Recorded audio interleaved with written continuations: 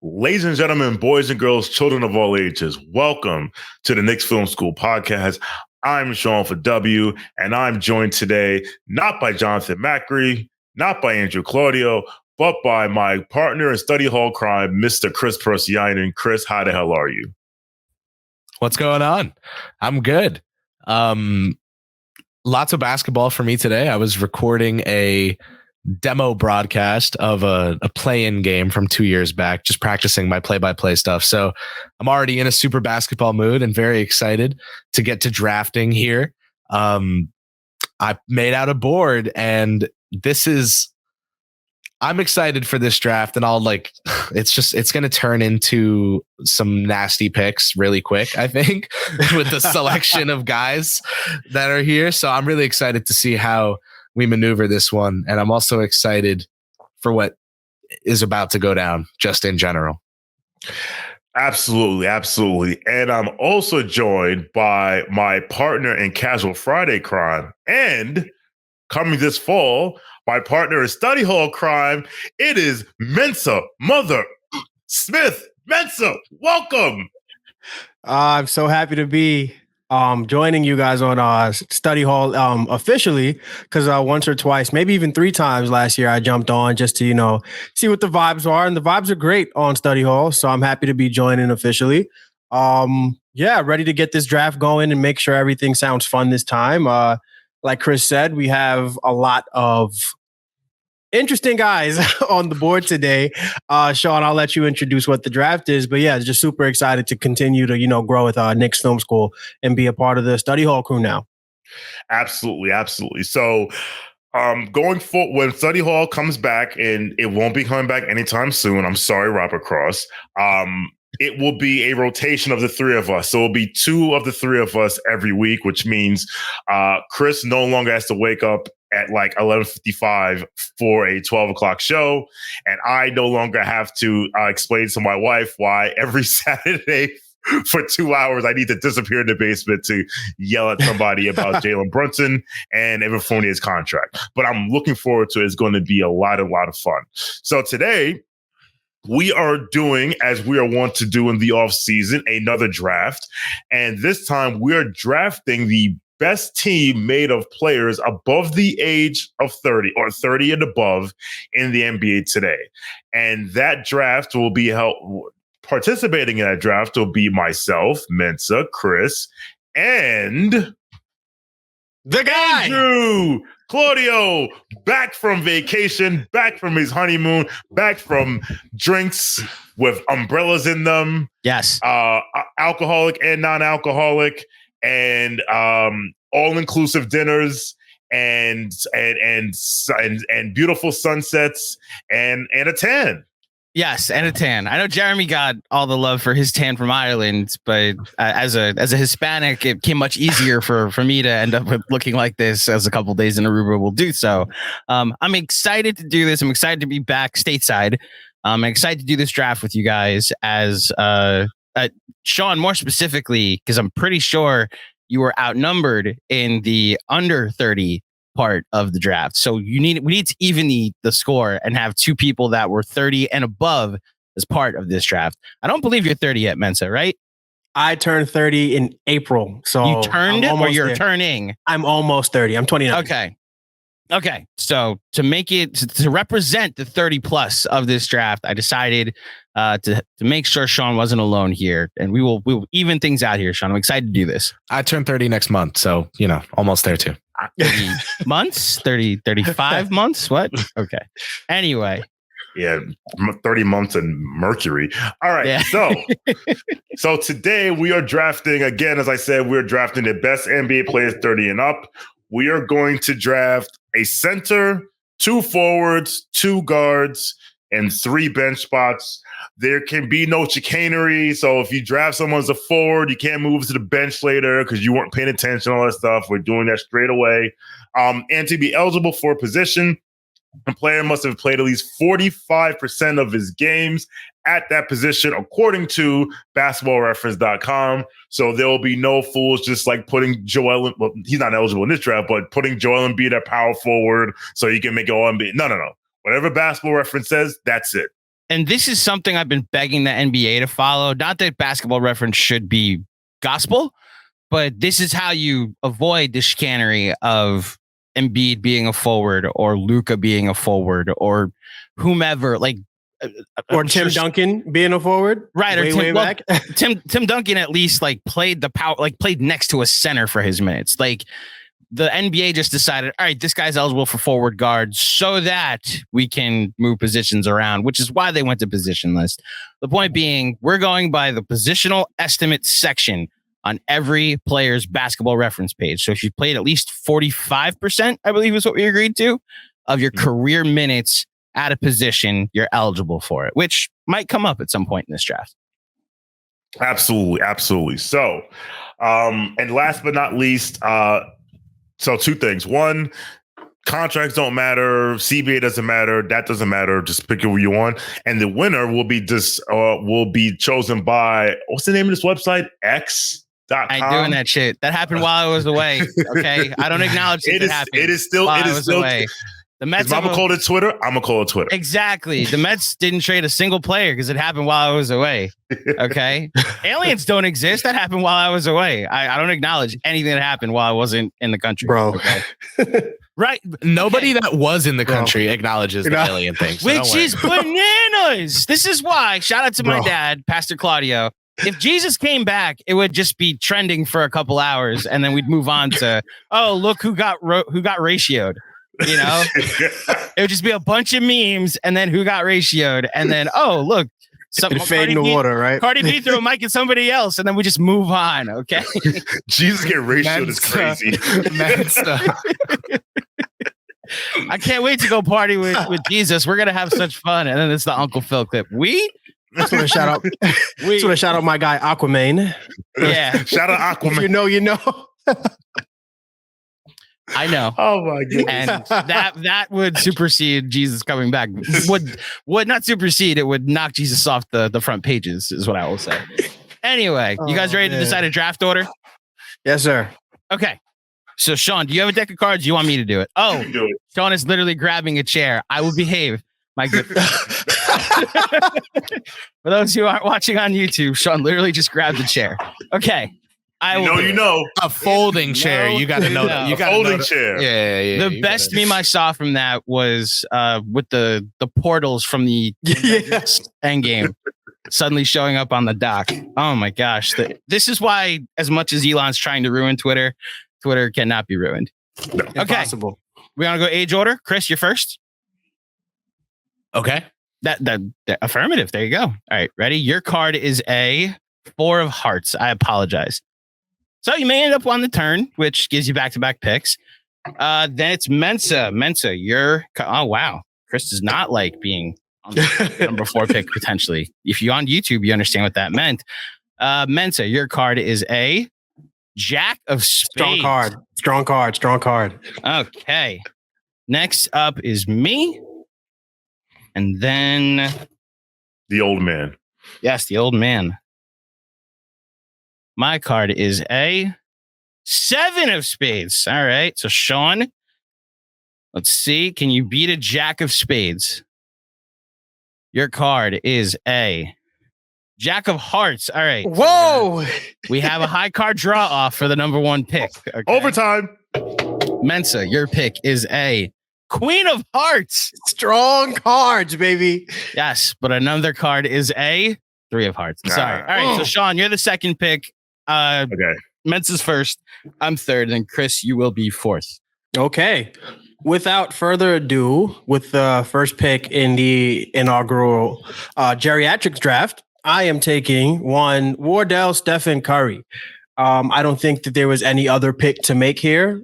Just to read off some of Stephen Curry's accolades, this man is, hold on, Mr. Basketball Reference, 2-time scoring champ, 4-time NBA champion, the 2015-16 steal champ, 9-time All-NBA, 2-time MVP, and probably the most influential player to play the game as far as where the game has gone since he has become Steph Curry. I don't think there was anywhere else for me to go with this pick. He is 35 this next season, so he's 34 now.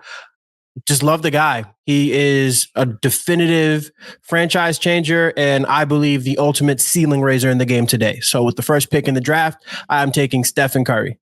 This would have been, I think this would have been my first pick too. I'm knowing Chris, I think it would have been his. Shawn would have been yours too. Yeah, it would have been mine. Yeah. Okay. Consensus number one. Good job, Mensa. Shawn, you're up. Now, number 2 is interesting because there is a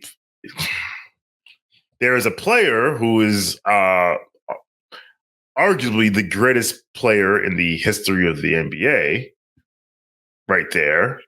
However, this man, because we're trying to draft for a team that could be good next year. And this player was born on December 30th, 1984. And even though 84. Or 85. December 30th, 84 wouldn't make him eligible. Because he's not 30 yet. If you're 84. 84. If you're born in 84. Yeah, then you're 29 right now? No, I was born in, I see what you're saying. I'm from, Math is hard. 94. I thought you were saying 94. He's 10 years older than me. Math is difficult. I thought you were saying someone born in 94, which would make them 29 right You now. Never know when you like. You're saying 84. Okay. Which that guy, I know who you're talking about, the guy born December 30th, 1984. Okay. And we say he's going to fall off, and he doesn't, although he does it incrementally. But I'm going to pass on him, and I'm going to let someone else take him, because I'm going to take the most adaptable superstar we may have ever seen. I'm going to go with Kevin Wayne Durant. What does that mean? What does adaptable mean? We are not judging our picks, Chris Persianis, so you just keep it moving. You can clarify, what does adaptable mean? What the hell does that mean? He is the superstar that he fits into what you're doing better than most other superstars do. He doesn't come in and demand the. I don't have to explain it to. I don't have to explain. Because he's a number 2. That's all right. See, God here bless. we go. Off and running. He would have been my second pick too, Shawn. Can I tell you, on my sort for my stat head sheet, I put you had to have played 49 games last year, at least 49 games last year for me to have seen your name. Kevin Durant playing 47 games last year did not make my list. So that's a really great pick because according to my board, he was undraftable. Really? So we didn't really discuss it at the top, but best players, you're trying to put the best possible team for the 2023-24 season, which is up to interpretation. Are you trying to win as many regular season games as possible? Are you trying to fit a certain type of play style? Are you trying to win as many playoff games so you're just kind of okay? Like, say you want to be the Heat and you're okay being kind of mid during the regular season, because I'm looking ahead to the postseason. Despite Chris's protests, I just want to point out that Kevin Durant averaged 29 points a game, 6 rebounds, and 5 assists on 56, 40, 91 splits last season. So, yeah, he's hell. What hell of a number 2 is hell. Right? Like, if that's your number 2, your number 2 has a chance to lead you to a title. So I co-sign. I knew the player you're talking about that was born in 1984. I'm also going to pass over and see what Chris does, because I'm going to take value with my first pick. There's not a lot of centers available, and there's one guy that just turned 30. Excuse me. Good pick. That just turned 30. Was going to be mine. And he was outstanding, specifically during the playoffs last year. I only played 56 games, but was really healthy in the second half of the season. So I will go with Anthony Davis with my first pick and put him at center. Now, by positional estimate, I went to his career. By positional estimate, he's played 54% of his games at center. And I think, to me, he's the best center value-wise available. So I'll go Anthony Davis. And he played all his minutes at center last season. Right, which helps in me trying to make him on this pick. So, yeah, on March 11th, Anthony Davis turned 30. So I'll take Anthony Davis here. Good pick, Andrew. Thank you. That was going to be mine because of that positional factor involved here, and I think that honestly just makes the rest of this super interesting, especially now that he is off the board. It's really tough because for me, I am trying to weigh the fact that I'm trying to get votes a little bit, right? Like I have my opinions on who's next up. But the guy who I think is the next best player on the board would get no votes. And I mean no votes from this specific fan base. So yeah, really? I'm wondering who he's talking about. I think I know, and I will just remind you that you have to be comfortable with the team that you draft as well. Like if you draft for you, then that's what wins, you know? But at the end of the day, you can look your team in the eyes and say, you know what? Even if Twitter doesn't like you, I like you. Or here's the thing. Doesn't like you. I like this next guy enough where I think it's all right. I am going to pass up on the most hated and someone else who let's just do it. Let's just go with LeBron James. I'm drafting him as a forward. Mm-hmm. He is a starting forward. No question there. We should add real quick, Chris. We should add. There is a wrinkle that we added to the criteria. You have to draft at least 3 starters before you can draft a bench player. So you can't just like load up on one position to start. So just throwing that out there. So LeBron he was automatically a starter, but we hadn't noted that, so I did. LeBron at forward. There's my first pick. Definitely wanted his teammate, so got sniped. I was wondering if you were gonna leave him out there for it to come back to me, and then I would have LeBron and AD, because that would have been. I charted out if I got to 3, and if you took 2 guys. Now, knowing your sensibilities, I'm pretty sure the guy I want will be there for me after you make this pick. So go right ahead. Oh, I know you, so. Now I know who you want. Now I know who you want. Ugh. Okay. Well, you know what? Decisions. Yeah, this is really tough. I'm gonna go. Damn. How? Let's. Can we do this conversation right now? Because it was gonna come up in the next pick or two anyway. Let's do it. Get availability. What's up our to you, brother? Yeah, that's completely up to you. How much that matters to you is up to you.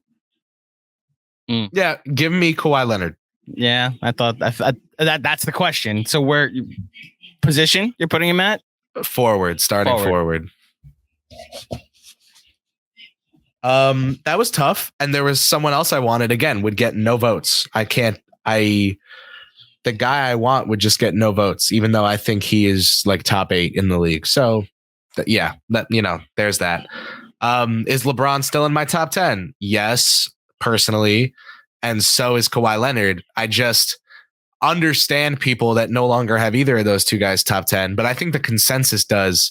And I'm going to play into the consensus here and just get an absolutely stacked forward duo of LeBron James and Kawhi Leonard. I think that just speaks for itself. So that's a quick follow-up for me on my pick. And those 22 games that they're healthy together are going to be amazing, Chris. Electric. So special.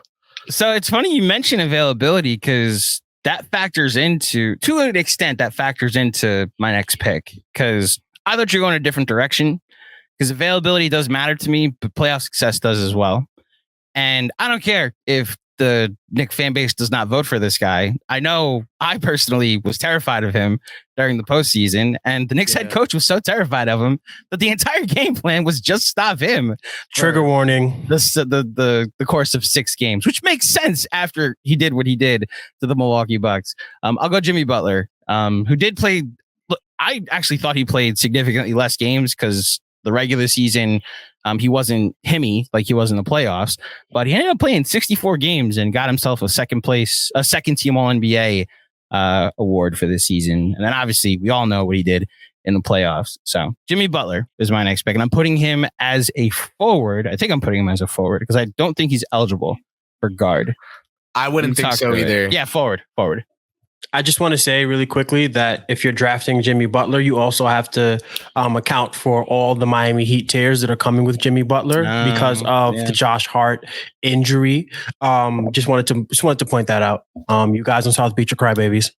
Yes, I co-sign that. Big time crybabies. Yes, I agree. Especially like if I'm allowed to be upset about quickly getting hurt because of Bam or everybody else getting hurt because of Bam, you have to tolerate Jimmy getting hurt because of Josh Hart, not just good defense being in front of Jimmy Butler and then an awkward spot on the floor. Anyway, Shawn, you're up. Ooh-wee.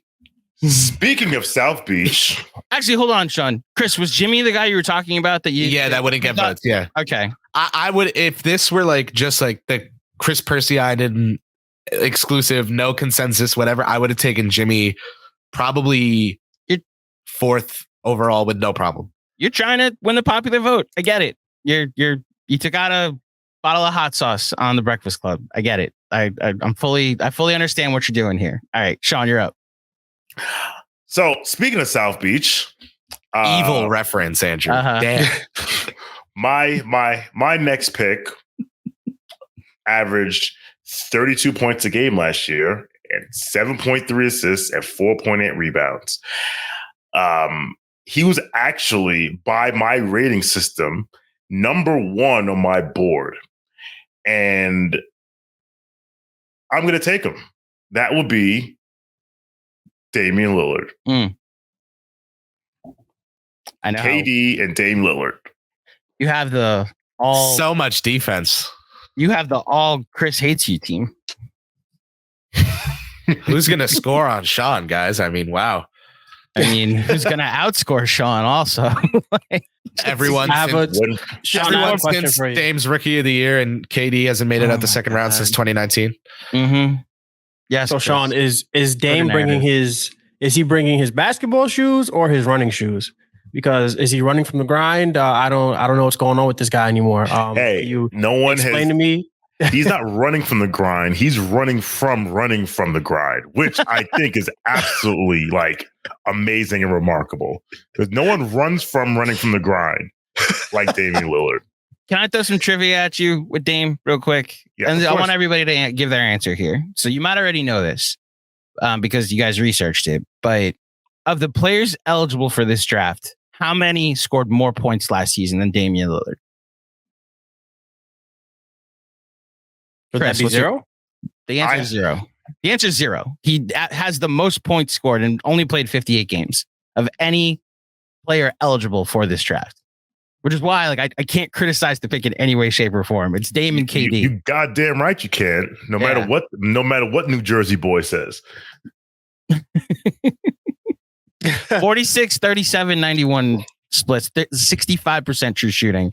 I wouldn't be worried about a New Jersey. Only guy worrying about a New Jersey is Dame Lillard, and I don't even know if he'll get one. So maybe watch. He's gonna get one. No, he's absolutely gonna get a New Jersey. I don't know if it's the one he wants. It's gonna be 100. It's gonna be 100 miles down the street, but he's gonna get one. You in this Philly thing?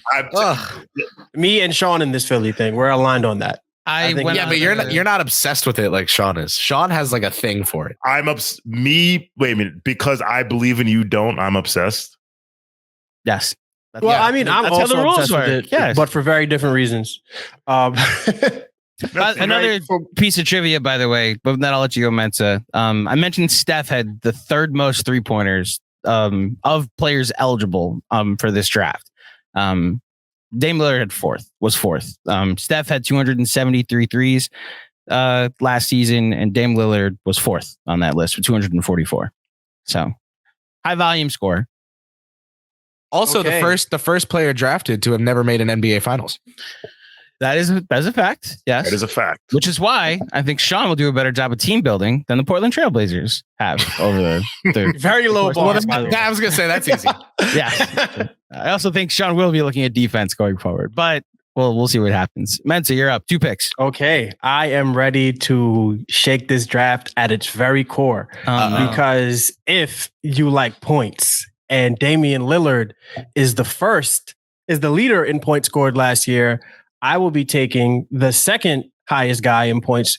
He played 74 games, and I like win shares. Sorry, XJ. He is fourth last year in win shares, and I am taking the guy who everybody thinks is a perpetual loser, but I like his passing, and I'm going to put some shooting around him, especially next to a guy like Steph Curry. I'm not worried about the playoff losses. I'm taking one DeMar DeRozan with this pick here.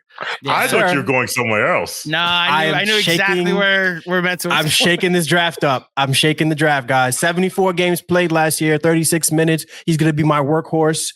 24 and a half points, 5.1 assists, 4.6 rebounds, effective field goal percentage of .522. Really good for a guy who only shoots 1.9 threes a game. Really, really happy with this pick. I knew I could have probably got him on the swing around, but I didn't want to risk it because this draft gets really thin really fast. So I'm going to take DeMar DeRozan here. And then because I hate the center depth, I'm going to take a guy who was seventh in win shares, played 78 games last year. The linchpin, I think, of the Milwaukee Bucks defense, I'm taking Brook Lopez. Wow. That's a snipe. He was very high on my board. That's a value play. So you don't have to. I get it. Yes. And DeRozan will be a forward for me. Yeah. He's going to be my small forward, and I got Brook Lopez. So far, I got Steph Curry, the greatest shooter who's ever lived. I'm putting him next to one of the better passing wings in the NBA with DeMar DeRozan. And then I have Brook Lopez cleaning up the defense and also shooting threes for one DeMar DeRozan who can't do that. So I like these guys, and we're ready to roll. Shawn or Chris, how many players eligible for this draft had more field goals made than DeMar DeRozan last year? 2. I actually have it in front of me, so this is a guessing game. This is a guessing. So you already have it in front of you, Chris. No, I can look, but I'm not gonna look. My guess is 2. I'll ask Chris. Chris, you say 2? I don't know the number. 3. The answer is 0. He had the most amount of field goals made. How about 2-point field goals? We'll just take out threes. Shawn, how many players had more 2-point field goals than DeMar DeRozan that are eligible? Oh, that I'll say 0. 0. That has to be 0. That has to be. Yeah. Okay, so that's 0. How many players had more points than him? 3. So Mensa did say it. No, Mensa did say I was going to say 3, but I already forget what Mensa It's said. 1. It's Damian Lillard. That's wow. it. Yeah. This is a really good pick. Yeah. If you want to win regular season games. It's not. If you want to win regular season games. That might be what Mensa's calculation is. He already has Steph, and for this third pick, he has a guy that's going to play games. If that's the calculation, I understand it. And we've seen DeMar DeRozan on 60-win teams. Let's not forget that DeMar DeRozan is a good player. I have another trivia question. Raptors. The Raptors, yeah. I think the 17 Raptors. Let me look that up now. One of those Raptors teams won like 60 games. This is where my Bill Simmons turns on. I don't remember the Raptors winning 60 games in my life. Wait. I think I'm a little off. I was saying, I don't remember a single Raptors. I remember them winning 50 a lot, and then no matter how many they won. They won 59 in 20. 59. Yeah, that's I don't know why. Facts don't care about your feelings, guys. I'm sorry. Well, it's not like it's like 50, 60. Oh my I didn't realize they won 59. 59 is still a lot, guys. Those teams are really good. Is that the 18 season? The 17-18 season? Yeah. Mm-hmm. So that's the Dwayne Casey Coach of the Year that got him fired because he got swept by LeBron. Okay. Yep. 1 seed and everything. I have another trivia question for you. How many players took more threes than DeMar DeRozan last year? Oh, no. 473. Yeah. Right. Well, it helps when you got Steph Curry, doesn't it? The man's just allergic to threes. So I'm up, and Mr. Claudio had made a good inference where, if I'm going to go with Durant and Lillard, I'm going to need some defense. And I'm looking at some two-way players here. And I'm looking at one particular two-way player, and I'm going to go with said two-way player who a sizable portion of our fan base would have traded everything in the store for him to have him on our team this year. That is Mr.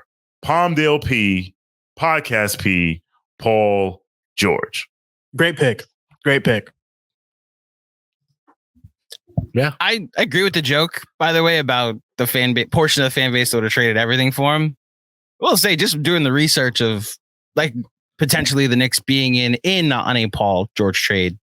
Paul George is really good. He's really like, good. it's just not like a bad take to be like the Knicks should trade for Paul George. I'm sorry. It's not. If Paul George was not an expiring contract, a potential expiring contract, I would be like, not everything, but a lot of things. Here's my one pushback on the Paul George stuff. 2019, 2020, 48 games played. 2020, 2021, 54. 21, 22, 31, 22, 23, 30, 56 games, and he's only getting older. This is why I would have ducked him, because I already got the two guys that are kind of, one is a low-key question mark and one is a question mark in that regard. And I was going to have to duck PG, even though I wanted him on the bend around for that reason. So that's a good point, Mensa.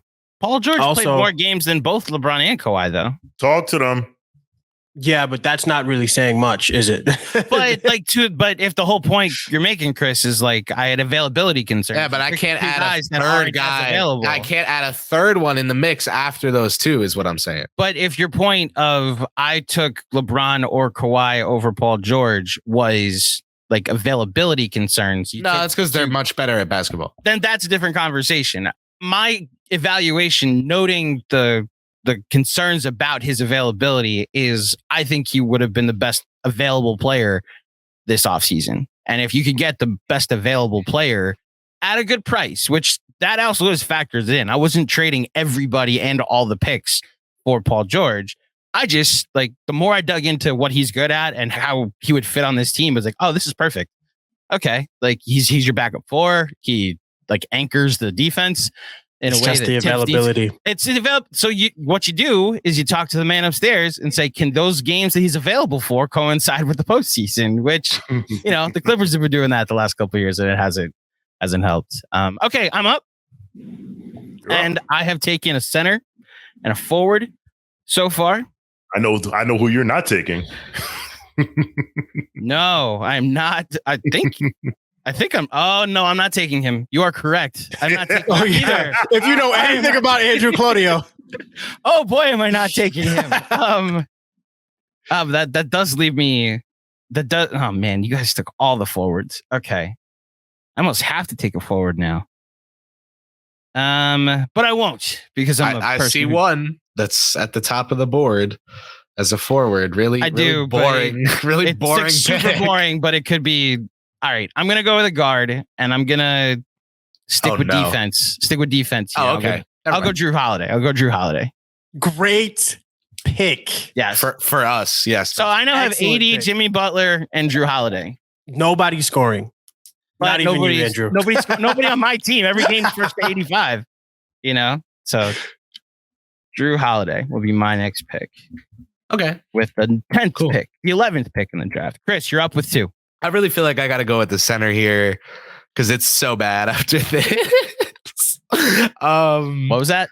It's just, oh man. I think one of your picks should be center. Yes. Okay, so there's like a WWE ass team up that I can make happen here. All right, you know what? Yeah. Let's go. I'm going to take the best player available right now off the board first. So let's do it. Let's do WWE, then, now, forever. Reunite Kyrie Irving and LeBron James. Oh, God. And we're going to take Kyrie Irving off the board here. Obviously, he is going at guard. And so now I've got Kyrie, LeBron, and Kawhi, which just screams championship. If you saw any of the NBA finals a couple years back, that combo worked pretty well with a worse player in Kevin Love, so that's all right. And then I had Kyrie Irving on my do not draft list. Weird. If you're talking about team chemistry, I understand where Shawn's coming from there. I will say that Chris probably has the one guy in the world that can make that. Yeah, so with in LeBron, order to take Kyrie, you needed to take LeBron James. You are correct. And Kawhi just just sits there monotone. Will not speak to any of them. Yeah. Okay. Listen, this is tough for me. There's someone I want who, if there were no positional whatevers, would be like the ultimate WWE pick for this team. But I'm going to go with someone who I think our audience will be, like also kind of in agreement with me on this storyline, has been seen as a bad player recently because his contract is large and because he shares a front court with Karl Anthony Towns. But Rudy Gobert is still really good. And listen, if you've got Kyrie, LeBron, and Kawhi doing what they need to do on both ends of the court, especially Kawhi for both ends of the court, Rudy really just has to focus on what he's elite at. And that sounds great to me. A world where he's not covering up for Conley and Donovan, or he's not covering up for Conley and Edwards and Cat. This is a Rudy Gobert just getting to be an elite rim running center. And I'm really excited to deploy him in that role that I think he can thrive in, especially with a help defender like Kawhi Leonard that he's literally never had in Utah or in Minnesota. So yeah, we're going to lock up a starting center with Rudy Gobert. That is a value play for me. There are at least 3 players that I think are better than him right now, but I got to go with the center because they're dwindling. I'm curious, after Shawn picks a center, honestly, even with that, even considering that Shawn's the only one that hasn't taken a center, if a 5th center gets taken, like, I'm very curious. Nah, negative. Yeah. Nobody's taking. I don't know if I think we said it at the top. You have to take at least 2 different positions on your bench.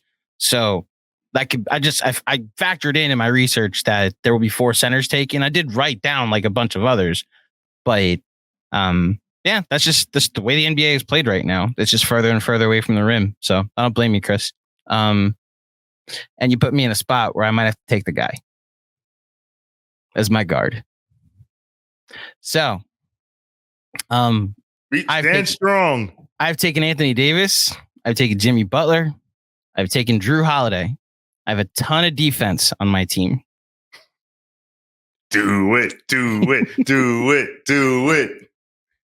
I can't believe it actually is going to be me that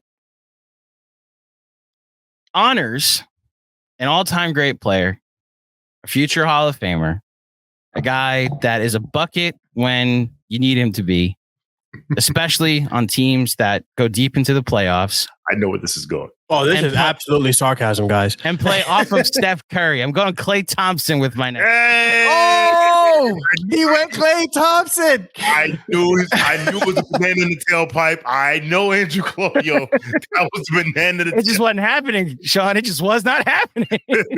You will see when the guy gets drafted who I'm avoiding. In fact, our listeners are smart. You know who I'm avoiding. They know they know. I have taken 4 players, 3 of which that have won a title, and the other is Jimmy Butler, who gets named after they might as well just name the playoffs the Jimmy Butler Invitational at this point. Klay Thompson last season, number 1 in 3-pointers made of players eligible for this draft. So I have some shooting on my team as well. Yeah, Evan Fournier led the NBA in 3-pointers made 2 years ago. Nice. Yeah, but he wasn't eligible for this draft, Chris. Klay Thompson also shot 41% from 3, had a 58% true shooting and a 56 effective field goal percentage. He's the 4th. He's probably the best off-ball guy not named Steph Curry that's available in this draft. So that an outstanding retort there, Chris. Well, I can't say the name of the guy who I think. Oh, so there's another guy. Okay, I'm curious then when we get back around. All right, Shawn, you're up. Are you going to take him? No. Wow. Well, it doesn't make from my backcourt. It doesn't make sense. That doesn't. Right. So the funny thing is, now I can wait on center because all of you have centers, and there's no one else that's just like jumping off the page. For strategy purposes, we could load up on centers. I mean, you could, but you could. That would be good team building, but it wouldn't be good team building. Nah, you're right. But could use shooting, and this guy, if he's your number 1 option, you're not doing much. If he's your number 2 option, yeah, you'd be in a good spot. But if he's your number 3 option or below, and you don't ask him to do much, he can be really, really good. And he's been miscast as a number 1, and he's not that guy, but he's in a better spot now. So I'm going with, from the Phoenix Suns. Yep. Bradley Beal. That's your guy. Solid. Andrew, that's the one. As an off-ball option? Yeah. Go stand over there and watch Dave. He's a super underrated athlete. The way you guys should look into, just like watching him this year in Phoenix, watch how he jumps when he drives, or like when he's attacking the rim. That guy might propel himself forward like 4 feet, 5, 6 feet on his jumps. His final step at the rim. He basically drives like he's a long jumper, and it's only possible because of this great burst athleticism he's got right under the basket. I think he's an amazing off-ball threat that just we've never seen him play that way. You know what?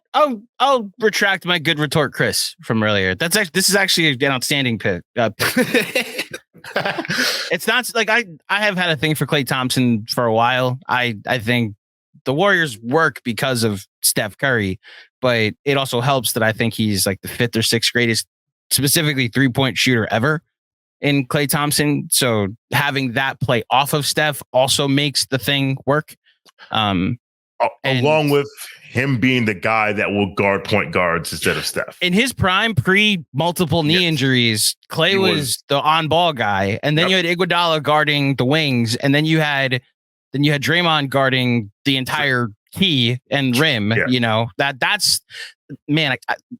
Go read Winning Machine, the Victory Machine, the Ethan Strauss book about the Warriors. That just what they built was so much more than getting lucky in the draft, and they specifically chose guys that could play around Steph to highlight each other's strengths. Bravo, Golden State, but also bravo, Shawn, with this pick. Thank you. Yes, Mensa, you got 2. Yeah, just wanted to say, GMAC, you are building the greatest defensive roster ever assembled. Trying. Yeah, it's really, really a lot of defense there. So I am now at a position where it's like, do I build a team that I like, or do I pander for the votes? I have the least talented team as far as like playoff go. Like, yeah, we just don't have the guns that other guys have. I do have availability, which means that my team's probably going to win 60 games in the regular season, but when we get to the playoffs, it's going to be tough to compete with you guys. So I kind of have no choice but to take the most talented guy left on the board. I'm going to take the guy who gets sick of destination seemingly every 37 minutes. But when he was in his prime, at his peak, he was like the most frustrating basketball player I've ever witnessed. And I'm not saying that as a compliment. I truly hated his game. But this guy, again, you can't in this environment where I have a good rim protector. I got some 3-point. I have 2 really good 3-point shooters for their position, especially with Steph at point guard and Brook Lopez. We can lean into that playmaking a little bit more. I got to go with them. I got to take James Harden here. I'm Andrew wrote his name in the thing. Yeah. Once he said, was talented. Yeah. I'm a little disappointed in myself that I had to take him, but you didn't have to do anything. The NBA. Go ahead, say it. Led the NBA. Led the NBA in assists last year, which really works with a guy like Steph Curry, who's probably the most selfless superstar in the game of basketball today. We don't have to really lean into, we don't need him to lift us up here. Not on this roster, not with Steph Curry here, who will be Superman in the playoffs for us. And he is another floor-raising talent. I think that's one thing about my team. I have some regular season floor raisers. I got James Harden. I got Brook Lopez. I have DeMar DeRozan. Those guys are going to give you, you're not going to field a bad team with those 3. And then with the ultimate ceiling raiser in the game, I have a guy who's going to take us there in the playoffs when we need him to take us there. And this is where it gets a little interesting for me, because I want to fill out, this is what I'm saying about players I like as opposed to what other people would do. So I'm going to go ahead and I'm just going to lean all the way in to what I want to do, and I'm going to go and grab Tobias Harris. Long Island zone. Long Island's own. I couldn't take a Knick, so I had to take somebody from New York State.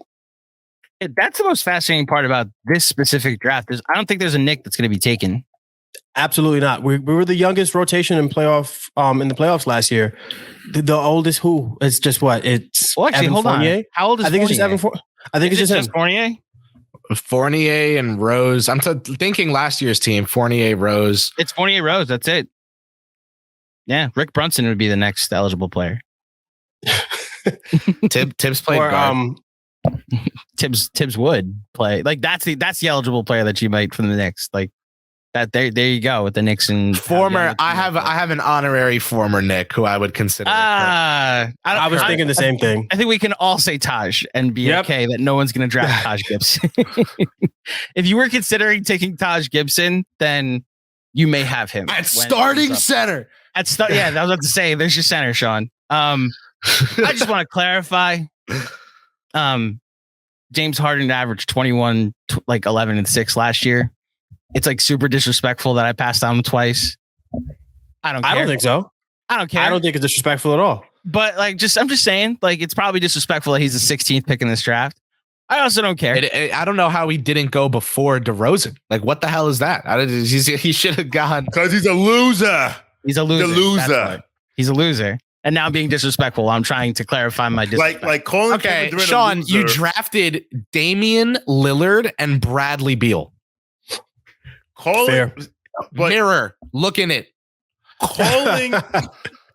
Calling Kevin Durant a loser while caping for James Harden is Kevin Durant hasn't made it out of the second round since 2019, and he's supposed to be the best thing since sliced bread. So I think he can handle the heat. Has James Harden made it out of the second round since 2019? Negative. No, that's why he went should have gone 10 picks later, but he went 15 picks later. He's a loser. Anyway, what's funny though, to Chris's point about if there's one player you put with Kyrie that can corral him, it's LeBron. If there's one player that you put with James Harden to be like, all right, this will offset all the loserness, it's probably Steph Curry. I thought you said little baby. No comment. Let James Harden play point and let Steph run off the ball. That's what I'm saying. Watch what happens, man. Watch what happens. There. That is gorgeous basketball. Harden is so good at what he does. And he had a quote this past season that I, for the first time, was like, you tell him, James. I've always been like, oh, James Harden style of play, this and this and that. This last year, he was like, I could put 40 points a game up. Y'all didn't like that. Y'all wanted me to pass more. So now I do 21 points, 11 assists, and now I'm still not good enough. What will be, he has to just win the ring. And that's because of the perception he was given for so many years. But I don't know. I think he's definitely better today than guys that have been taken off the board in mass. He absolutely is. If playoff success is part of this, though, I can't risk that a guy like that is going to just suddenly go 3 of 11 or 2 of 11 in a big game 7, which he's done 4 different times. I don't think Drew's been great in the playoffs. I think Clay can't dribble. I don't think DeMar is good in the playoffs. I picked champions, Chris. Ooh. I picked champions, Chris. You just said that Kevin Durant hasn't made it to the 3rd round since 2019. I picked a guy that was on a title team 2 years ago and a guy that was on a title team 3 years ago. Yeah, make up your mind. 2 knees ago. Up your mind. 2 knees ago. While there isn't one mic. Yeah. Anyway, Shawn. The goalpost is amazing. All right. Shawn, you're up. So there's a player. All right. The player I should take here is my version of James Harden for Mr. Claudio. No, he's gonna take him. And I cannot stand this guy. And if he is your if you're depending on him as a number 1 or 2 guy, you're in trouble. But guess what? When he's coming off the bench and he just comes in, fills it up, and sits his ass back down, that can work. And that player is Russell Westbrook. God damn it. All right. Well done. Who? Wait. Remember when we did that draft on the Casual Friday podcast about hives, and we were talking about how we were talking about how James Harden was a loser. Talk about losers. Russell Westbrook. Which is why, oh my goodness, as your backup point guard when you have Damon Beal, I mean, the loser convention is rolling into town, but we are. Where did Shawn go, by the way? For those who can't see, the loser convention's in town. He had to go run over. Whoa! I just listened. Where's the infirmary convention, Chris? I think you might know where that is. Or is it called the emergency room? Huh? Let's respect the great and durable bodies of Kawhi Leonard. You really can't call it the infirmary room just because in those rooms you definitely have things like needles that have vaccines in them. Bro. And Chris has a guy really prescribe to that sort of stuff. That's still one of my most liked tweets of all time is when someone tweeted, "I'm 2 feet away from Kyrie Irving," and I quote tweeted them, "Might want to make that 6." I will co-sign. It's your funniest tweet that I remember. I think I said to this. This is the funniest thing you've ever said. Hold on. Yeah. The conversations in Chris's locker room. I swear, it's just every episode is an episode of the guys. Do we think that maybe we start looking at the court the other way, like from a defense first perspective? What if them scoring is the equivalent of us scoring? Just like philosophical, it's like, Kai, man, sit the fuck down. And then Kawhi's just in the corner, just shaking his head. He doesn't, and by midseason, then he hurts his neck, so he can't even do that. So he's got Kawhi getting hurt because he's shaking his head is hilarious, Chris. Am I up, by the way? No, I'm up. Damn it. Shawn took the backup point guard I was going to take with Russ, which, look, say what you want about him as your starting point guard, but I agree with Shawn's ideal. Yes, coming off the bench, that's where you want Russell Westbrook. Not like, don't worry, guys, I'll save you. Christmas Day games just came out, but Knicks have one against the Milwaukee Bucks. Do they? Okay. Spicy. Oh, wow. Knicks Bucks on Christmas. Well, you won't hear this until Monday, so now you know when we recorded this, everybody. We wanted else for Christmas from the Lakers Bucks. Celtics again. Of course, the Knicks get the noon game. Guess what? I'm working on Christmas, Mom and Dad. Anyway, so I'm gonna lean heavy into the defense and take my other forward, and I'm just gonna trust that nobody's scoring on my team and take Draymond Green. I don't feel bad because they're probably. I thought I was going to snatch him on the come around. I was going to take him right now. You weren't snatching shit. I was going to take him right now. Yeah. Also, Andrew, I don't feel bad because I'm probably going to be covering that game and have to be there so you get it. 10 in the morning for pregame presser. Klay Thompson's arms are going to be so tired.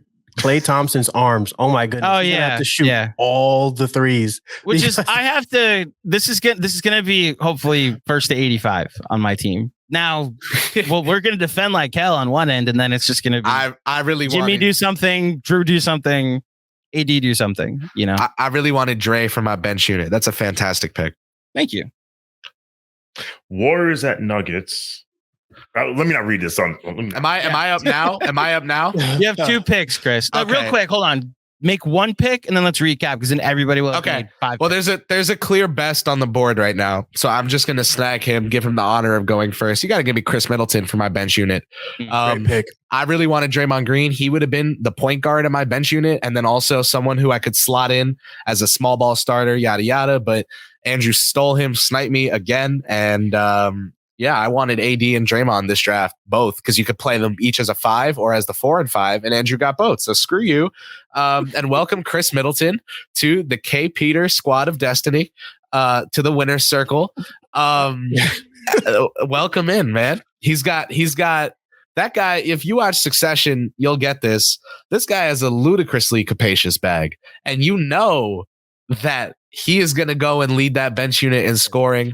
And you know that he could play off Kawhi Leonard. He could play off LeBron James. And most of all, I feel like the Kyrie Chris Middleton bench unit is going to be really impactful for me. You let those 2 older forwards rest on the bench, bring in my fellow Chris with a K to come in and get some buckets with Kyrie. I think I got a little squad going. I'm seeing my own vision now. This is nice. So, how many players do you think scored more points last year than Chris Middleton that are eligible for this draft? 8. 12. I said more points than Chris Middleton that are eligible for this 376. You're closer, Mensa. 60 scored more points. Oh, I thought you asked because he was super high. You're just shitting on me. All right, well, listen. 61. I don't hate the pick. I just really hope part of your budget is, again, an infirmary. Like, I hope your medical staff is outstanding, Chris. The training table. Yeah. All right, so let's recap. Chris, your 5 are who? Kyrie Irving at guard, LeBron James at forward, Kawhi Leonard at forward, Rudy Gobert at center, and Chris Middleton on the bench. Shawn. Kevin Durant, Paul George at forward, Damian Lillard and Bradley Beal in the backcourt, and my 6th man is Russell Westbrook. Mensa. All right. I got one-time MVP, James Harden, 2-time MVP, Steph Curry. I got relatively forgettable but nice, Tobias Harris. I have DeMar DeRozan, super all-star, never an All-NBA guy. And I have Brook Lopez, the defense. Mensa talking about Tobias Harris is like Yankee fans with Volpe. Like, the kid could do anything, but he's a good kid. He's a good kid. He's nice. He's a good kid. He's a great kid. It's like you were still trying to sell us on your picks as you were telling us about them. You got to work those angles. I have no idea how we're getting to 100 points, but my team so far, at center, I got Anthony Davis. My forwards are Jimmy Butler and Draymond Green. And at guard, I've got Drew Holiday and Klay Thompson. Chris, you're up. We each have 3 picks remaining. Cool. Okay. So I think I've reached my personal this draft fell the fuck off point. Like, right now. Like, after Middleton, you guys can see here, I have rough tiers made. Middleton was in this second tier. This is my favorite part of the podcast. I love this part. You guys have you guys have just been dipping into this 3rd tier. And then Russell Westbrook sniped out of the 4th tier. Congrats, Shawn. Basically, here's a relative. For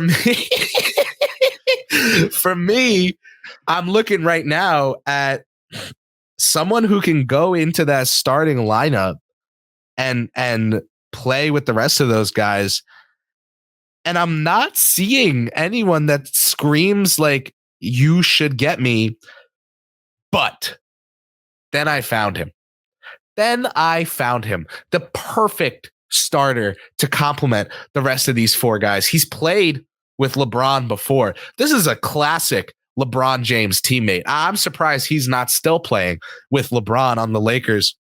I'm going to bypass a couple of players that are better than this player because I don't care. The fit is so great. I want, for me, shooting a lot of threes, Mr. KCP. Great.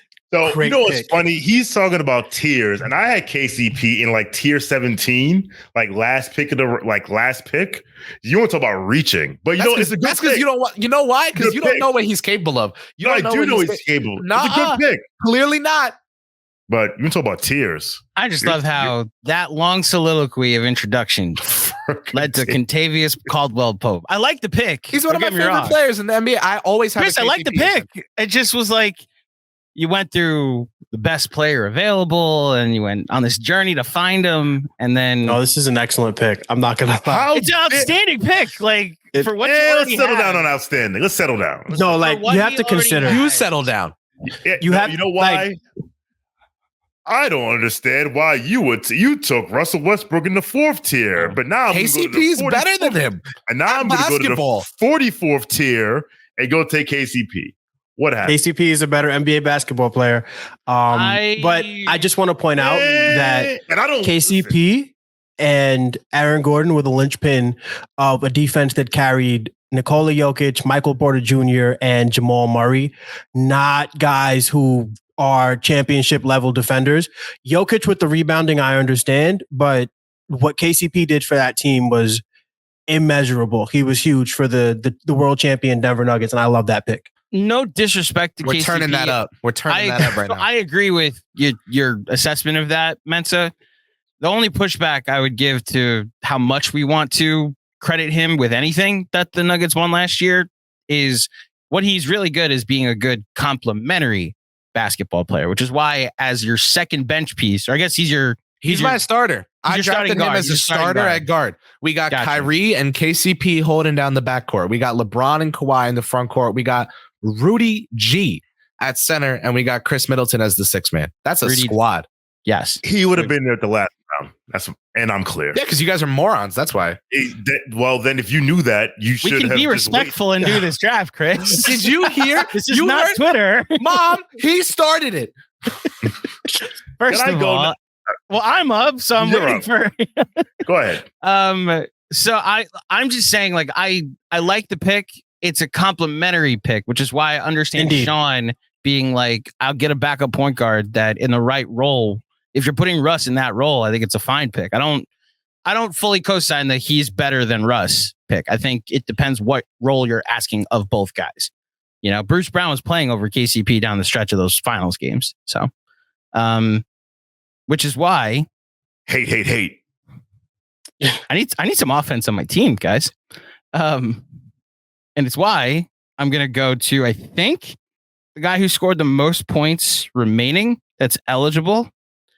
And I will go to CJ McCollum because I'm asking him to be like a guy that's a spark plug off the bench. And of the guys that are still eligible for this draft and available, CJ McCollum scored the sixth most points. So that's more than Jimmy Butler, more than Anthony Davis, more than Kevin Durant. So like we're getting an available player as well that played 75 games last year. CJ McCollum will be my backup guard, my first bench player. It's a perfect pick for you because he doesn't play any defense and everybody else does. Everybody else does. Thank you. Shawn, you're up. All right, we're at the home stretch. I still need a center. I don't have one. I think you can make it your last pick, bro. I'm just telling you this right now. That's just that was my 2 cents. If you want to take no. So I really thought I would have gotten away with Draymond Green in this round. Clearly, I did not. I thought I'd be able to snipe Tobias Harris. I was not able to. Let me scroll. I'm just looking at the players already drafted. Let me scroll all the way down here for Kentavious Caldwell-Pope. Now I'll scroll all the way back up. I could use you know what? So I could use a forward, but there aren't that many two-way guys left. So this guy, rim protector, who actually, if you actually put him behind the three-point line, can actually hit a three from time to time because he shot 35% from three last year. Damn it. So I'm going to go with Big JV, Jonas Valanciunas. Ooh, that's not the rim protector. That's not the guy. Oh, we'll talk about the other centers I thought you were going for. But that can shoot. That can shoot. Oh, wait a minute. I know who you're talking about. I actually care about. You want to talk about rim protection and not having it. That guy you're talking about can't. Which is why when you said rim protection, I was confused. Yeah, I was like, is he taking Mason Plumlee? What is going on? No. The guy that you thought I was talking about, absolutely not. So Jonas Valanciunas is your pick. Yes. Okay. I really thought you were going to take Vucci Mane. But I was not taking Vucci. That's not who I'm thinking of either. I don't know who you're talking about. I think Chris and I are thinking of the same guy. Yeah, we're thinking of a center better than both of those guys. A center that I think I would trust more 3-point shooting wise, but for sure. Yeah, for sure. But look, it's subjective. Just don't let him end up on my team. That's all I'm gonna say. All right, Mensa, you're up. 2 picks. I'm trying to. Okay, so I'm going to pick the 6th man of the year who never won 6th man of the year. He plays in one of the.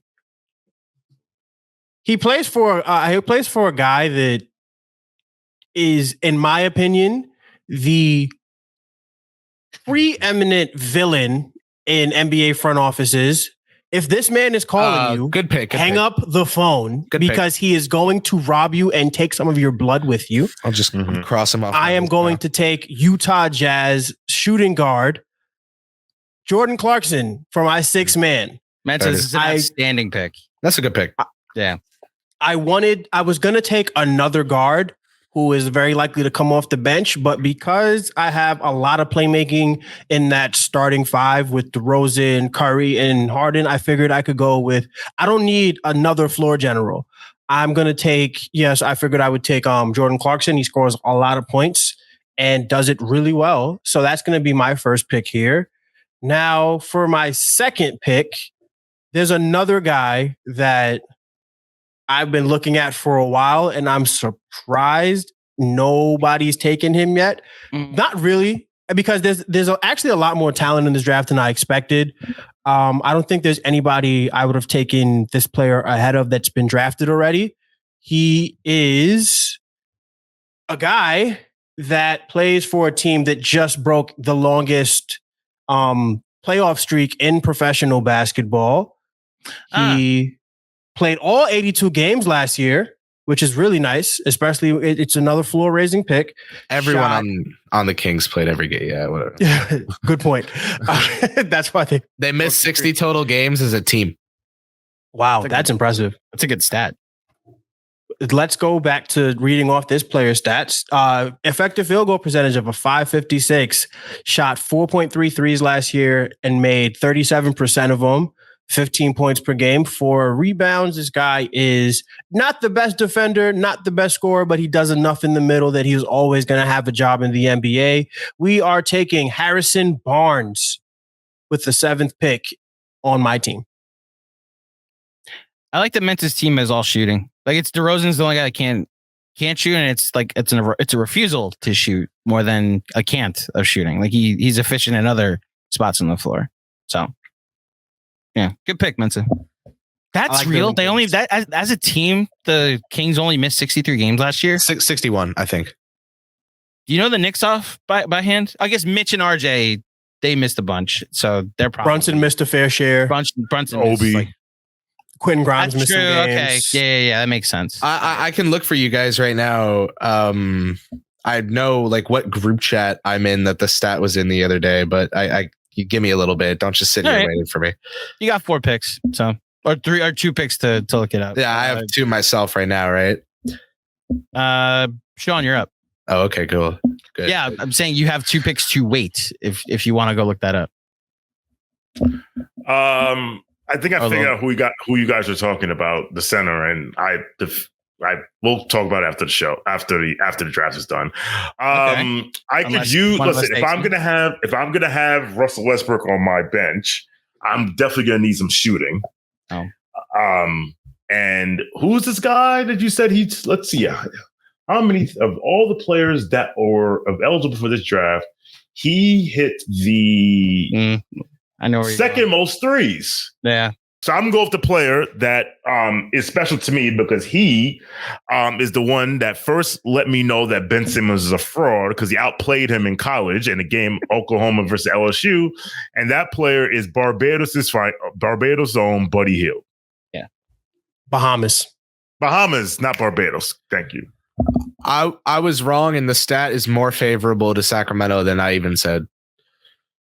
What is it then? Okay. Healthiest NBA teams. Number 6, Brooklyn Nets missed 149 games total. Number 5, the Houston Rockets missed 135 total.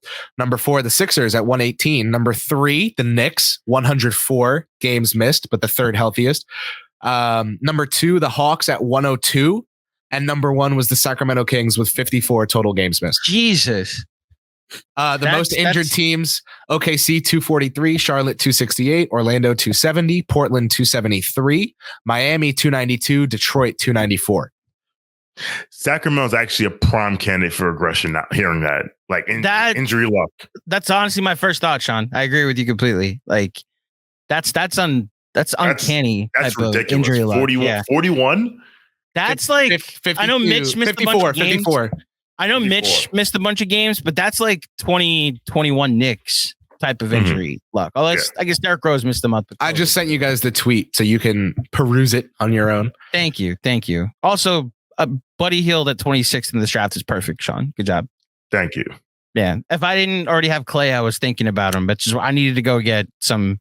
I need some creation on my team, which is why I don't have. So I have a need for a point guard. I was looking at Jordan Clarkson because not even as a point guard, but just as a creator. And then Mensa so brilliantly took him. So I'm going to go and take someone that I don't care how many years have gone by in his career. I don't care how many shortcomings he may have in the postseason. The more you look at him and where I'm going to put him on my team in this role, you got to appreciate the point God when you get the chance. So I'm going to put Chris Paul as this next pick and make him my backup point guard. That's a great pick. That's a There good was pick. no way. There was no 27, way. I was like, a good pick. I need to. There was no way I was gonna like if he would have been my last pick in the draft. It would have been nothing to think about. I love Chris. I'm one pick away from my last pick, and I didn't trust Chris not to, but I also don't think I thought I could have gotten him instead. There really wasn't anybody else I looked at. It was like I need him over Chris Paul. So I think honestly, the guy I was looking at over Chris Paul was Jordan Clarkson, and you took him. So I went major decision easy. Yeah. with Chris Paul instead. So Chris, your last two picks. Yeah, this is really tough, guys. I'm not exactly sure how I want to go about this. I mean, I'm looking at big man depth here, and it's really gross. Mhm. And you know, the guy I'm thinking of wouldn't help my availability cause either. But maybe there's a world where this guard I'm thinking of is just perfect for this team. And I think I've got to lock him in right away. Because he could play he's played the two next to Kyrie Irving before. I'm looking at him too, Chris. But he could play the one nominally in a lineup with LeBron, where LeBron's playmaking. I'm going to go with Seth Curry. Right away. Oh, that's here. not who I was looking at. But I'm going to go with Seth Curry right away here. Get some more shooting on my team and get someone who could, run a little backup point, especially if he's playing with a LeBron or a Kawhi, someone who can really initiate offense. And listen, even a Seth and Chris Middleton bench unit, like get some starters in there that they're going to have something going. And Seth is great off ball. So I'm really actually sold on this pick for myself because I really like Seth Curry. Reggie Bullock was right there, dude. Right. Like the funny part about this, I see what Chris's strategy is, which is different than what me, Shawn, and Mensa are doing. You're actually picking bench players with your bench spots, where we're just taking guys that we're putting on our bench in. There were guys. Well, he did pick a bench guy and made him a starter. Yeah. And like pat he himself put in the back for it. Caldwell Pope. He didn't start. Caldwell Pope did start every game last year, but to your point, became a complimentary piece. That dude's that dude. All right, whatever. We get to make up that other guys, whatever. We're part of winning teams. And this guy, KCP, definitely not a championship winning starter. Anyway, I didn't know this. I didn't know this struck a chord with you so much. I'm sorry. KCP is a special player, and you should. You're good. You're good. Take Taj with your last pick. You'll close it out perfectly. I'm really debating not taking someone else who could play the 5. So that's my debate right now. Is I might have one player on this team who could play the 5, and the thought of that is making me want to poop myself. So maybe we don't do that. All right, this is nasty, but we're going with playoff performers. We're going with guys that, yeah. All right. I'm going to go with that center that Andrew and I trust a little more behind the arc. Yeah. Give me Al Horford here. Yeah. He's good and Dominican. So that's 2 pluses on his record. And then when you also look at the fact that, just Seth, Middleton, Horford, like as the bench, for the bench in these drafts, I'm looking more at the starters than I am the rest of the bench. And I'm looking at how these guys can plug and play. Rudy can't play all 48. Al could really slot in as a 5 there. And with a lot of these shooters around him, I think this will work really well. I mean, we've got LeBron, Kawhi, Kyrie, guys that have the ball in their hands.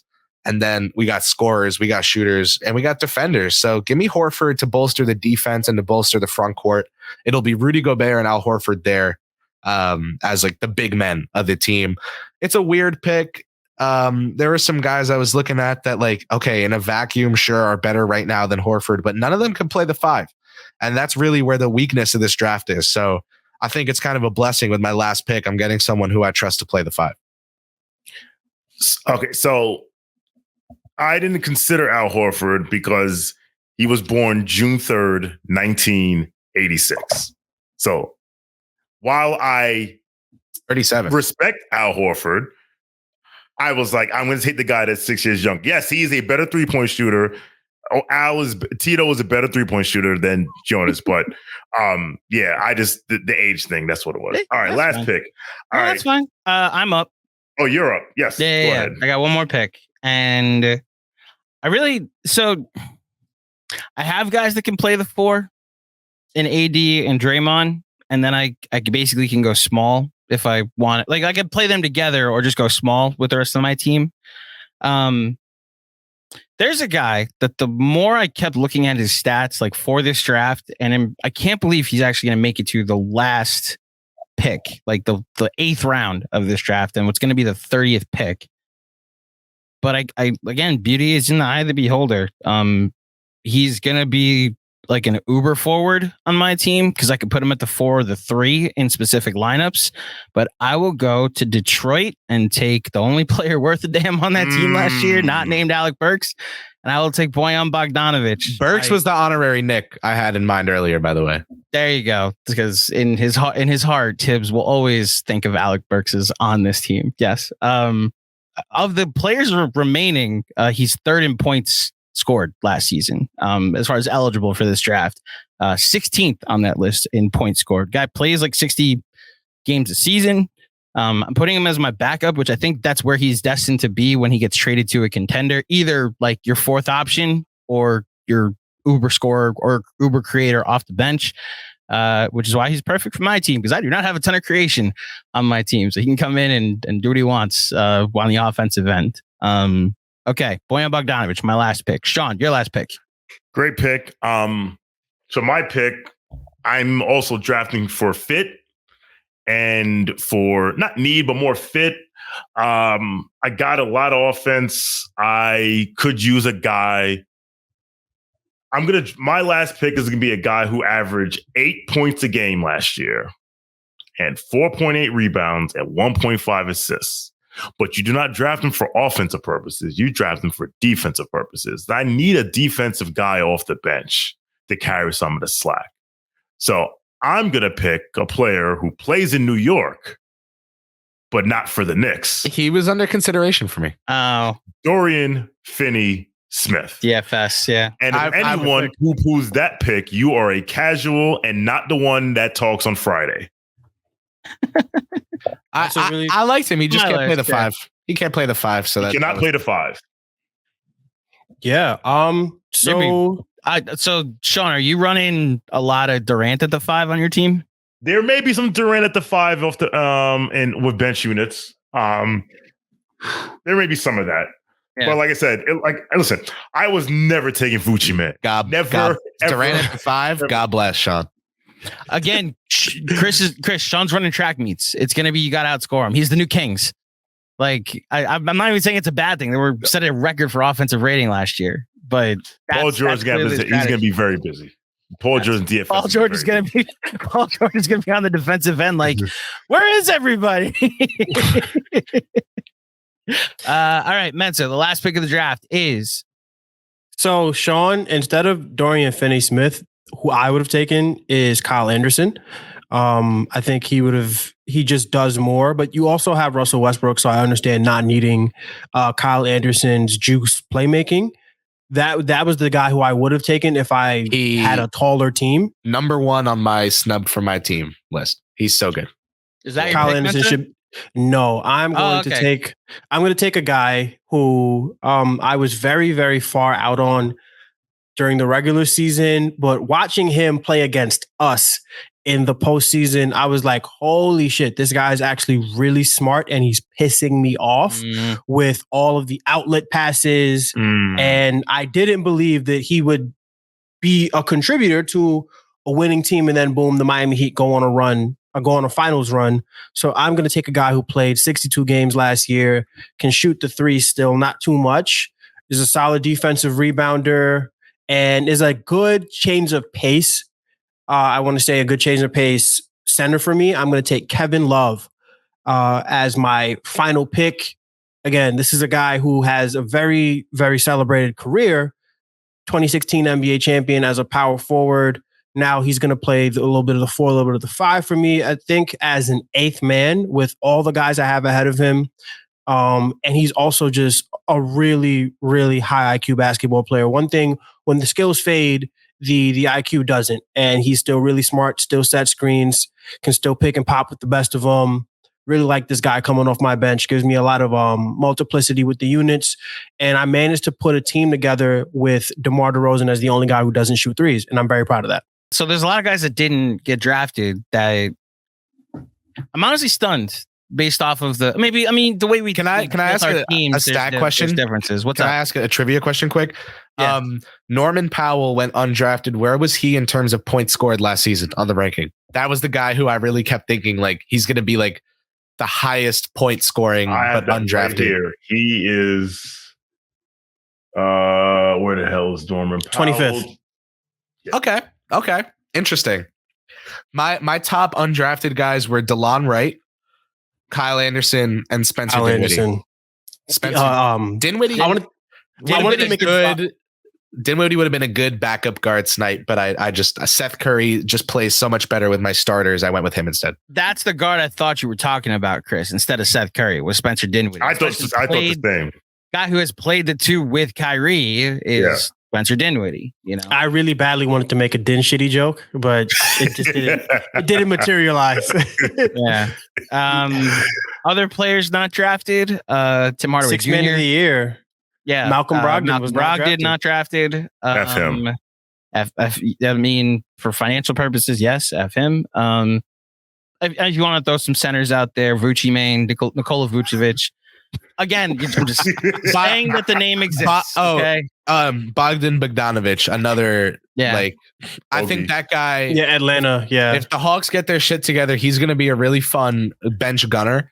But if they don't, he will be forgotten, and that's okay. But I think he's really good. DeLon Wright, probably the best player available, not named Kyle Anderson. DeLon Wright is so good. A random agenda of mine. You guys know how I am with these random players.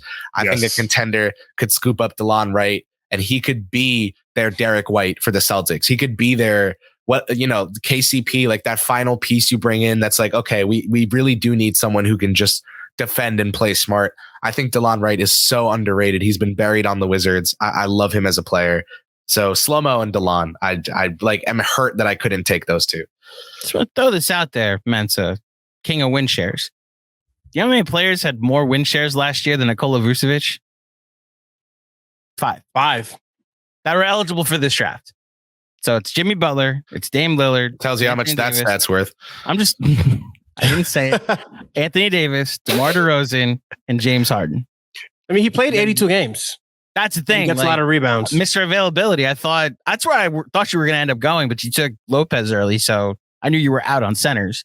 So all right, let's read our teams. Unless you guys think there's anybody we haven't mentioned. Shout out Derrick Rose, wasn't drafted. Kyle Lowry actually was a guy I was considering if I got really desperate for a backup point guard, but not since the Burger King. Dude, that Burger King commercial has ruined him for me forever. That's the most frustrating part about the playoffs. Is that it's not even the Kevin Love, it's not even any of the Knicks margins you want to point to. It's that Kyle Lowry was a difference maker in that series. And every time he would come on, like, Whopper. Oh, damn, he just forced another turnover. Good Lord. Oh, man. All right, Mensa, you first. You're 1 through 8 are. All right, 1 through 8. We have Steph Curry, James Harden, DeMar DeRozan, Tobias Harris, Brook Lopez in the starting 5. Off the bench, we have Jordan Clarkson, Harrison Barnes, and Kevin Love. Shawn. Center, Jonas Valanciunas. Forwards, Kevin Durant, Paul George. Guards, Damian Lillard, Bradley Beal. Bench, Russell Westbrook, Buddy Hield, Dorian Finney-Smith. My team, Anthony Davis at center, Jimmy Butler and Draymond Green at the forward, Drew Holiday and Klay Thompson at guard, CJ McCollum, Chris Paul, and Bojan Bogdanovic as my bench. Chris, you're up. Yeah, I have starting Kyrie Irving, Kentavious Caldwell-Pope, LeBron James, Kawhi Leonard, and Rudy Gobert. Off the bench to play with those guys, I grabbed Chris Middleton, Seth Curry, and Al Horford. Objectively, Mensa, who has the best team? I don't know how anybody can beat a healthy Chris Persianen All-Star group. A healthy Chris Persianen, Yeah. I would go with. But objectively, wow, we did a really good job because I don't think there's an objective answer. I was looking at it too. I think we have 4 even teams. Objectively. I don't know how anybody's able to be objective, but objectively, they're pretty balanced. They're balanced. There's no one has a glaring hole. Shawn, defensively, you have a very. I was going to say someone has a glaring hole. So that's the thing. I actually do think each team has 4, like a weakness on it. You know, Mensa's might actually not. Mine's playing games. That's the thing. Availability is yours. Offensive is mine, and then Shawn. So I think I'd probably go Mensa if I were to pick a team here, because there's no. But I have the least top you line don't talent. have this. That's the thing. The ceiling. I don't know how. What you have Steph. Don't get me wrong, but the ceiling with DeRozan and Tobias Harris in your starting 5, I question. But that's why this is fun to make 4 teams like this, and we ended up with 4 somewhat balanced teams. You know? And I like that Shawn and Andrew's teams are kind of yin and yang in terms of, like, if I had to look at the roster for all you guys and tell you guys what your team's problem is going to be, you know, like from like a playoff coaching, scouting kind of attempted perspective, Andrew, your team is going to struggle to score. Shawn, your team is going to struggle to give up to not give up easy buckets, which are exhausting mentally. Can I push back on this? Yeah, you can. It's not going to work well. Bradley Beal was a really good defender. And he's fine. He's underrated. Underrated defender. He became like the guy, and then he just stopped. Just like, I'm not playing this anymore. Kevin Durant's not a bad defender. He's just a far better offensive player. I have Paul freaking George. I have Jonas Valanciunas. I have Buddy Hield. No, yes, Damian Lillard, turnstile. Agreed. Russell Westbrook stopped caring about defense years ago. But I don't think it's a dumpster fire at defense. But I will say that I probably have the weakest defensive team of the 4. Mensa, just my quick, like my one hitter, what your team would struggle with for you would be, for me, like either developing offensive rhythm in regards to like not being broken up by turnovers, or then if you want to say defense, I actually wouldn't hate that for you. And then for me, it's definitely availability. I think that's a legitimate issue with my team. The thing is that I decided not to care. So yeah, if your team is healthy, there's nothing anybody can do with it. Like, that if is in bold capital letters. It's a huge. I was going to say it's also underlined. Yeah. Anyway, all right. I'm curious to see what the fans think and what you all think of our teams and who is the big winner. I will stop taking over the hosting duties, though, and send it back over to Shawn. Shawn, wrap us up. This was a lot of fun, Mensa, Andrew, and Chris. I love these drafts. And as I've said before, as a longtime fan of Knicks Film School who used to listen to these drafts during the summers, I always said, you know what, I'd love to be a part of this one day. And the fact that I am is a low-key a dream come true for me. So shout out to you, Andrew, for thinking of me and bringing me onto the team and bring me to join up with Chris and bringing Mensa as well. I appreciate that. And listen, there'll be more drafts because, again, there's not much going on. James Harden is whatever. Damian Lillard is whatever. Last thing. That's the thing Mensa's team has to overcome, that James Harden is a loser. He's on your team, unfortunately. You know, hopefully you can overcome it, you know? Yeah, the James Harden DeRozan loser syndrome is pretty strong here. Yeah, so this is much more fun than watching people on the timeline whine about certain contract extensions that were signed, only to find out that contract extension was a bargain because, as usual, Leon Rose knows what the hell he's doing. So, for Chris Persianen, Mensa Smith, and our fearless leader, Andrew Claudio, I am Shawn for W. Thank you for watching. Thank you for listening. Knicks Nation, let's ride.